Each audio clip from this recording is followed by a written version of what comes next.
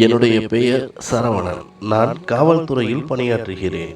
எனக்கென்று இருந்த எனது அம்மாவும் கடந்த வருடம் இறந்து போனார். வேறு யாரும் இல்லாததால் உறவினர்கள் ஒரு பெண்ணை பார்த்து திருமணம் செய்து வைத்தனர். என்னை பற்றி சொல்வதென்றால் எதற்கெடுத்தாலும் கோபம் கொள்ளும் சுபாவம் உள்ளவனாக இருந்தேன். அதற்கு காரணம் நான் பார்க்கும் வேலை அப்படி. பெரும்பாலும் குற்றவாளிகளோடு பழகுவதால் அவர்களை அப்படித்தான் கையாள வேண்டியிருந்தது. மேலும் காவல் நிலையத்தில் நான் கணவன் மனைவி விஷயமாக பல வழக்குகளை சந்தித்து உள்ளேன்.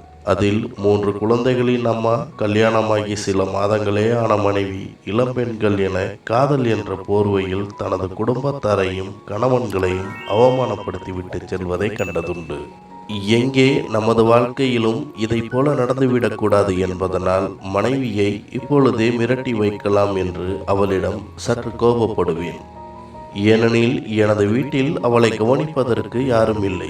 அவளுக்கும் என்னை பற்றி நினைக்கும் பொழுது ஒரு பயம் இருக்க வேண்டும் என்று நினைத்தேன். ஒரு நாள் மனைவி வீட்டை முழுவதும் சுத்தம் செய்து அங்கு உள்ள பொருட்களை அழகாக அடுக்கி வைத்திருந்தாள். பார்ப்பதற்கே மிகவும் அழகாக இருந்தது. ஆனால் நானோ எந்த பொருள் எங்கு இருந்ததோ அங்கேயே வைத்துவிடு, இனிமேல் எதை செய்வதாக இருந்தாலும் என்னிடம் கேட்டு செய்ய வேண்டும் என கோபப்பட்டேன். அன்றிலிருந்து அவளும் எதை செய்வதாக இருந்தாலும் என்னிடம் கேட்பாள். இதில் எனக்கு ஒரு சிறிய சந்தோஷமும் நமது மனைவி நம்மை பார்த்தால் பயப்படுகிறாள் என ஒரு திருப்தியும் ஏற்பட்டது. சில நேரங்களில் அவள் சினிமாவிற்கு போகலாம் என கூப்பிடுவாள். நானும் எனக்கு நேரமில்லை என்று வெளியில் சென்று விடுவேன்.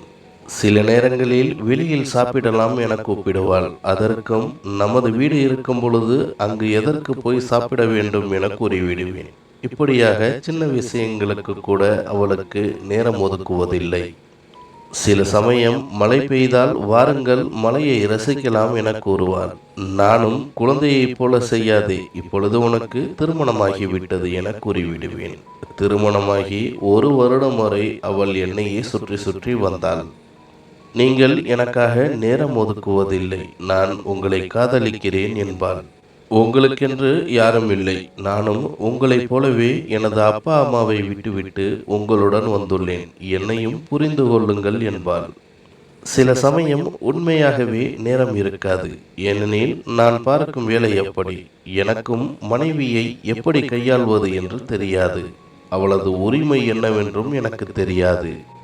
எப்பொழுதாவது அவளுக்கு உடல்நிலை சரியில்லை என்றால் மருத்துவரிடம் அழைத்துச் செல்வேன்.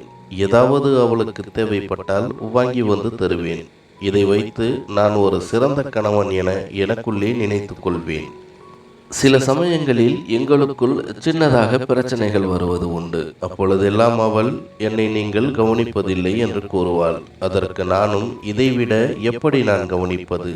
சில இடங்களில் போய்ப்பார், மனைவியை எப்படி அடித்து கஷ்டப்படுத்துகின்றனர் என தெரியும். இதுவரை நான் அதை போல செய்ததில்லை என்பேன். அவளோ நான் என்ன தவறு செய்தேன் என்னை அடிப்பதற்கு என்பாள். நான் அவளை விட 8 வயதில் மூத்தவன். சில நேரங்களில் அவளிடம் கூறுவது உண்டு, நீ இப்பொழுது வரை குழந்தையாகவே இருக்கின்றாய், உனது வயசிற்கும் குணத்திற்கும் சம்பந்தமே இல்லாதது போல் எனக்கு தோன்றுகிறது, வயதிற்கு தகுந்தாறு போல நடந்து கொள் என்பேன். நான் எப்பொழுது வேலையில் இருந்து வந்தாலும் இன்றைய நாள் எப்படி கழிந்தது என விசாரிப்பாள். தேவையில்லாமல் நிறைய விஷயங்கள் பேசுவாள். சாப்பிடுவதற்கு அமர்ந்தாலும் இதை சாப்பிடுங்கள் அதை சாப்பிடுங்கள் எனது தட்டில் எடுத்து வைத்து கொண்டிருப்பாள். ஆனால் ஒரு நாள் அனைத்துமே வித்தியாசமாக இருந்தது. எப்பொழுதும் நலம் விசாரிக்கும் அவள் அன்று எதுவுமே பேசவில்லை. சாப்பிடும் பொழுது கூட அமைதியாக இருந்தாள். எதற்காக இவள் இவ்வளவு அமைதியாக இருக்கின்றாள் என யோசிக்க ஆரம்பித்தேன். அவளின் பேச்சை கேட்க வேண்டும் போல் தோன்றியது. நானாக பேச்சு கொடுத்தாலும் ஒரே வரியில் பதில் சொன்னாள். நான் அவளிடம் கேட்டேன், உனது அப்பா அம்மா வீட்டிற்கு செல்ல வேண்டும் என்றால் விடுமுறை நாளில் செல்வோம் என்றேன். அதற்கு அவசியமில்லை, நான் இங்கு நன்றாகவே உள்ளேன் என்றாள். இரவு உறங்கும் பொழுது கூட அதை போலவே நடந்து கொண்டாள். இதில் எனக்கு கோபம் வந்தது. இருவருக்கும் நடந்த வாக்குவாதத்தில் அவளை அடித்து விட்டேன். அடித்த பிறகு ஏன் அடித்தோம் என மனதிற்குள் வேதனைப்பட்டேன். அதனை வெளிக்காட்டிக் கொள்ளாமல், உன்னை போல வீட்டினில் பார்க்கும் வேலையல்ல நான் பார்ப்பது, நான் பார்க்கும் வேலை எவ்வளவு கஷ்டம் என்று எனக்கே தெரியும். நீ நினைப்பது போல கணவன் மனைவி படத்தில் மட்டுமே இருப்பார்கள். நிஜமாகவே அப்படி இருக்க சாத்தியமில்லை. நீ அதிகமாக படத்தை பார்த்து கொண்டு அப்படி கற்பனை செய்து இருந்தால் அதற்கு நான் பொறுப்பல்ல. எனக்கு மனைவிதான் வேண்டும். காதலியோ தோழியோ தேவையில்லை. இதற்கு பிறகு நமக்குள் எந்த சண்டையும் வரக்கூடாது. ஒன்று நீ திருந்து அல்லது உன்னை திருத்தி விடுவேன் என்று மிரட்டினேன். அவள் பதில் ஏதும் கூறாமல் அழுது கொண்டே உறங்கி போனாள். ஓரிரு நாட்களில் நிலைமை சீரானது. அதன் பிறகு சகஜமாக பேசவும் பழகவும் ஆரம்பித்தாள். ஆனால் முன்பு போல எதுவும் அதிகமாக பேசுவதில்லை. நானும் நாம் சொன்னதை புரிந்து கொண்டாள் என சந்தோஷப்பட்டேன். எனக்கு சிறுவயது முதலே ஒரு நண்பன் உள்ளான். அவன் பெயர் செல்வம். இருவரும் ஒரே பள்ளியிலும் கல்லூரியிலும் ஒன்றாக படித்தோம். அவன் எனக்கு மிகச்சிறந்த நண்பனாக இருந்தான். அவனுக்காக நானும் எனக்காக அவனும் உயிரை கொடுக்கும் அளவிற்கு நட்பாக இருந்தோம். இருவரும் ஒன்றாகவே காவல்துறையில் தேர்வு எழுதினோம். ஆனால் நான் தேர்ச்சி பெற அவன் தோல்வியடைந்தான். அடுத்த வருடம் எப்படியும் தேர்ச்சி பெற்றுவிட வேண்டும் என்று உறுதியோடு இருந்தான். அவனை 2-3 தடவை எனது வீட்டிற்கு அழைத்து வந்ததுண்டு. அப்பொழுதெல்லாம் எனது மனைவி எதற்காக நண்பர்களை வீட்டுக்கு அழைத்து வருகிறீர்கள் என கண்டிப்பாள். நானும் அவன் எனது நண்பன், அவனை வீட்டிற்கு அழைத்து வருவது என்னுடைய இஷ்டம், உனது வேலையை பார் என கோபப்படுவேன். இப்பொழுது செல்வம் காவல்துறை தேர்வில் தேர்ச்சி பெற்றுவிட்டான்.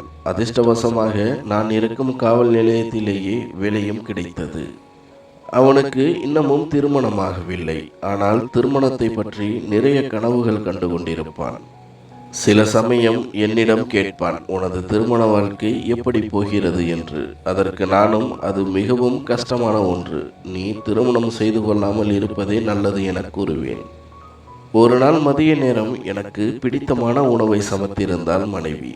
உண்மையிலேயே அந்த உணவு மிகவும் ருசியாக இருந்தது. நானும் வயிறு நிறைய உண்டேன்.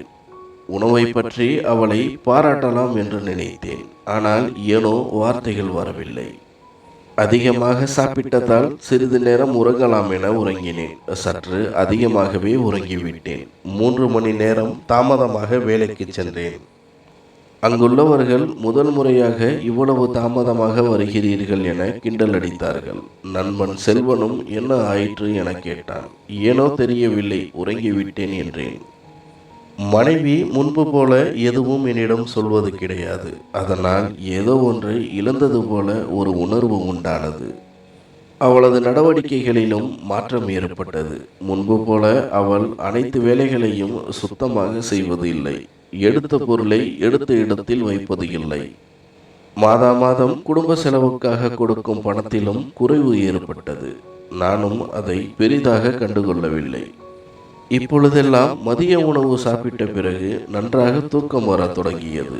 இதன் காரணமாக வேலைக்கு தாமதமாக செல்லவும் நேரிட்டது. 2 வாரம் பொறுத்து பார்த்த மேலதிகாரி கோபப்படத் தொடங்கினார். எனக்கும் நான் மதிய நேரங்களில் நீண்ட நேரம் உறங்குவது ஆச்சரியமாக இருந்தது. இத்தனை வருடங்களில் இதை போல என்றைக்குமே நடந்தது அல்ல. இது இயற்கையான உறக்கம் இல்லை என தோன்றியது. நமக்கு யாரோ எதையோ கலந்து கொடுப்பதாகவும் தோன்றியது. உணவு சமைப்பது மனைவிதான். ஆனால் இதை ஏன் அவள் செய்ய போகிறாள் என விட்டுவிட்டேன்.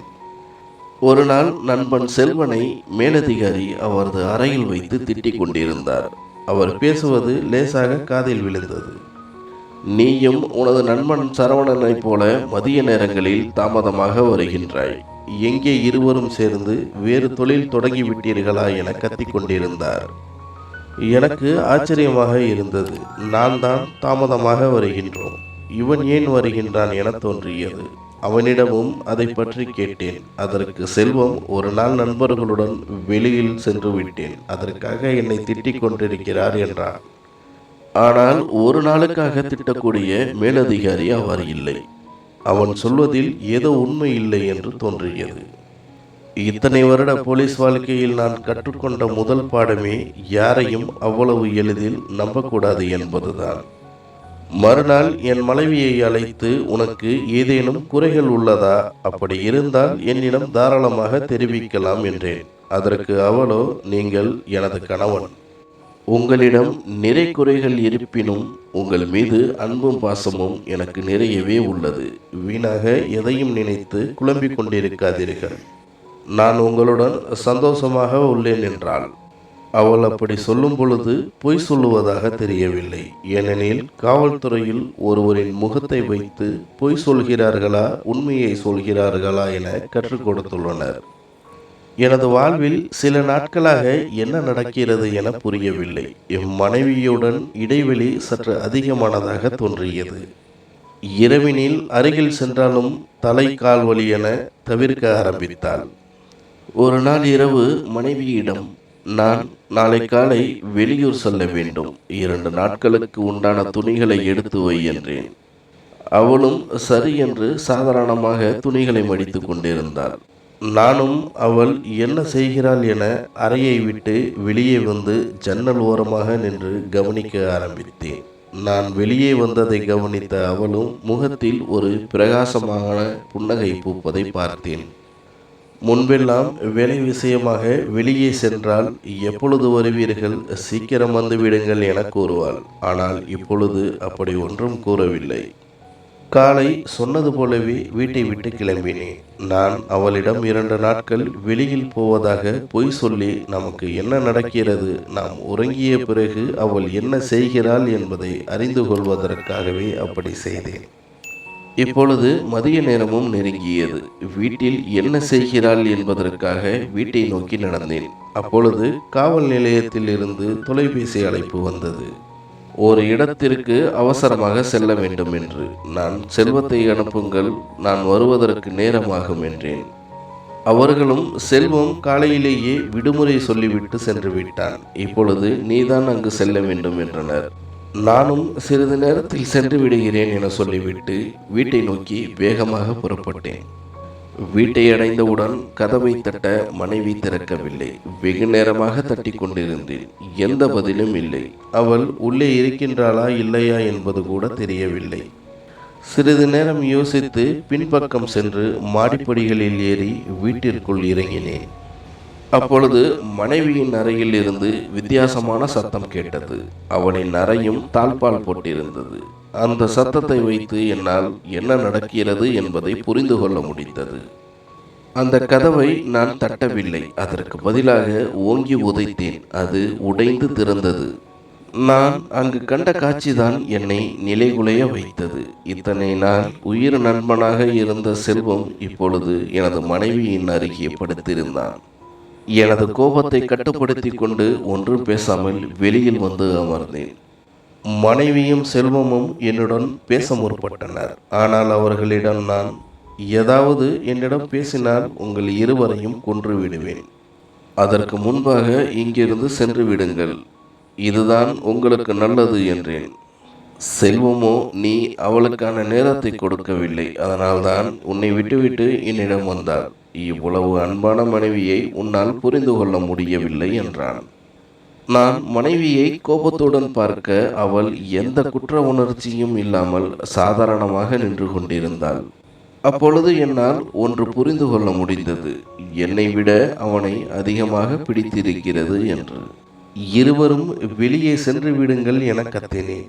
எனது கோபத்தை பார்த்த செல்வமும் ஏதோ போட்டியில் தங்கப்பதக்கம் என்றது போல பூரிப்புடன் எனது மனைவியின் கையை பிடித்து கொண்டு வீட்டை விட்டு வெளியேறினான். பிறகு வழக்கு மகளிர் காவல் நிலையத்திற்கு சென்றது. அங்கு மனைவி என் மேல் புகார் எதுவும் கொடுக்கவில்லை. ஆனால் இவருடன் வாழ விருப்பமில்லை என சொல்லிவிட்டாள். நானும் அவளுக்கு விவாகரத்து கொடுத்து விட்டேன். செல்வமும் சில நாட்களில் அவளை திருமணம் செய்து கொண்டான். நான் இருந்த காவல் நிலையத்திலிருந்து வேறு எங்கோ மாறுதலாகி போய்விட்டான். அவள் சென்ற பிறகு ஒன்று மட்டும் புரிந்தது. மனைவியை கட்டுப்படுத்துகிறேன் என்ற பெயரில் அவளின் உண்மையான காதலும் அவள் இப்படி போனதற்கு நான் தான் காரணம் என்றும்.